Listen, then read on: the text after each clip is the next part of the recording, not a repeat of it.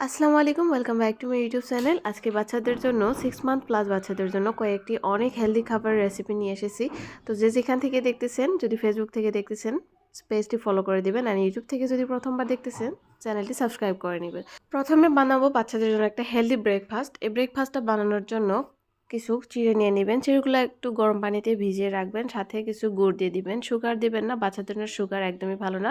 সাথে কিছু কয়েকটা ড্রাই ফ্রুটস পাউডার অ্যাড করবেন, সেটা আপনারা ঘরে বানিয়ে নিতে পারেন। অ্যান্ড সাথে একটু বাটার অ্যাড করে দিবেন। পরিমাণ মতো পানি দিয়ে ভালোভাবে গরম করে নেবেন। উতল আসার পরই এই খাবারটা রেডি হয়ে যাবে। সল্ট অ্যাড করবেন না, 6 মান্থ প্লাস বাচ্চাদেরকে সল্ট দেওয়া একদমই ঠিক না। তো এই খাবারটা কিন্তু রেডি হয়ে গেছে। লাঞ্চ বা ডিনারের জন্য নিয়ে নেওয়া হয়েছে এখানে ডালিয়া। ডালিয়াটা আপনারা কিভাবে বানাবেন, এখানে 2-3 চামচের মতো ডালিয়া নিয়ে নেবেন। তারপর ভালোভাবে ওয়াশ করে নেবেন। ওয়াশ করে নেওয়ার পর একটা প্যানেতে ঘি দিয়ে দিবেন, সাথে কয়েকটা জিরে দিয়ে দিবেন। দেওয়ার পর এটা কিন্তু আপনারা 8 থেকে 1.5 বছর 2 বছরের বাচ্চাদেরকে দিতে পারেন। সাথে কিছু অনিয়ন, যদি কারি পাতা যদি থাকে সেগুলো দিয়ে দিবেন, বা ধনিয়া পাতা যদি থাকে সেগুলো দিয়ে দিবেন।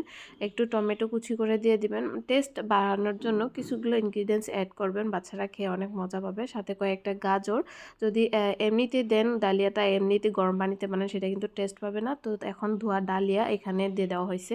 ভালোভাবে একটু ভুনা করে নেবেন। নেওয়ার পরেই পরিমাণ মতো লবণ দেওয়ার পর একটু ভালোভাবে নেড়ে ছেড়ে 5 মিনিটের মতো আপনি প্রেসার কুকারে ঢেকে দিবেন। হুইসেল আসার পরেই এটা বের করে একটু সফট করে নেবেন বা গ্রাইন্ডারতে দিয়ে দিবেন। এখন বাচ্চাদের জন্য বানাবো খিচুড়ি। খিচুড়ির জন্য এখানে নিয়ে নেওয়া হয়েছে বাসন্তী রাইস, যেটাকে আমরা জহা চাউল বলে থাকি, সাথে মসুর ডাল, সাথে কিছুগুলো নিয়ে নেওয়া হয়েছে ভেজিটেবল, গাজর, বিট অ্যান্ড বিনস। এই কয়েকটা ভেজিটেবল এই খিচুড়িতে অ্যাড করা হবে।